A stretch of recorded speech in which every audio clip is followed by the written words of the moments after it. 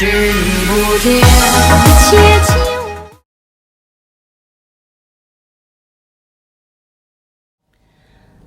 Amitabha. Let me read the sutra first. Ananda said to the Buddha, the Word Honored One, I reconsider your question. All living beings' inner organs are inside their bodies. And the 7 orifices are on the surface and open to the outside. It's always dark inside the body, and light can only fall on the 7 orifices. Facing to the Buddha, I open my eye. I can see light. This is called seeing outside. If I close my eyes, I see darkness. This is called seeing inside of the body. What do you think about my explanation? Ananda always believe our sixth consciousness, grasping mind, always residents inside of our body. At the beginning, Buddha already defeated him, because if it's inside of our body, before we see outside, we can see our internal organ first. But he still feels that is true. That's why he gave another explanation why he believes the sixth consciousness actually resident inside of our body. His logic is, we have 7 orifice. 1, 2, 3, 4, 5, 6, 7. Okay, and this 7 orifice actually open to the outside. And once, because us outside has light, so that's why our eye can see outside. The inside organ, actually there's no light. That's why it's dark. Okay, and Ananda believe we can see our inside of organ, but just to see the darkness because there's no light. This is his logical. And then let's see what Buddha replied to him. The Buddha said, when you close your eyes, you see the darkness. Does or doesn't the darkness exist opposite of your eyes? If darkness is opposite of your eyes, then certainly the darkness is in front of your eyes.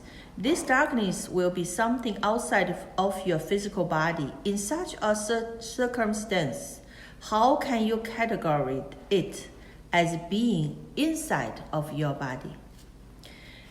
If you are saying that seeing darkness is seeing the inner organ, then sitting inside a room in dark with no sun and no moon, can we claim we all see inner organs? Okay, here Buddha wants to say, if we can see this, if we can see something, this something must be in front of our eyes, right? If that's not in front of our eyes, we cannot see. Okay, and because our internal organ actually inside of our body, and we can only see something in front of our eyes, in front of our body. Okay, so if you, Ananda, you say you can see your inner organ, okay, and then how could this happen? Because if you can see, this inner organ must be in front of your body, okay? If that is in front of your body, that will not be inside of your body, and actually your inner organ actually is inside your body. So how can you see? You cannot see, right? So this is one thing Buddha say. Another thing Buddha says, if you say you see darkness, that is your inner organ, then when there's no sun and no moon in a room, we see darkness. So can we say that darkness is also your inner organ? Absolutely not. So you're wrong. Buddha wants to tell Ananda he's wrong. So let's continue. Since the inner organs are not in front of the eyes, then you cannot see. Okay? Suppose your eyes can turn back 180 degrees to see inside of your body. You close your eyes, you will see darkness. You say you see the inner body, which is in darkness. Now, how about open your eyes and turn your eyes back to the front? Can you see your face? If you cannot see your face, that means your eyes cannot turn around, forward and backward freely. Your eyes cannot turn back to see the inner organ. Okay. At the previous one, Buddha said, if something we can see, that something must be in front of our eyes, right? And so, because our inner organ is inside our body, then these eyes, we have these eyes cannot see our inner organ. So Buddha say, you see the darkness, you claim that you see the darkness, actually you see the internal organ. That's wrong. And then Buddha say, unless your eye bone can turn back, 180 degree turn back, okay? Unless your eye bone can turn 180 degree back, and then, sure, so you can see your inner organ. And then Buddha say, if your eyeballs can do that, okay, and when you want to look at outside, you will turn back your eyeball to look and open your eyes to see outside, right? So if that is true, let me ask you, can you see your face? Because if your eye can turn backward and forward freely, you're supposed to see your face. Can you see your face?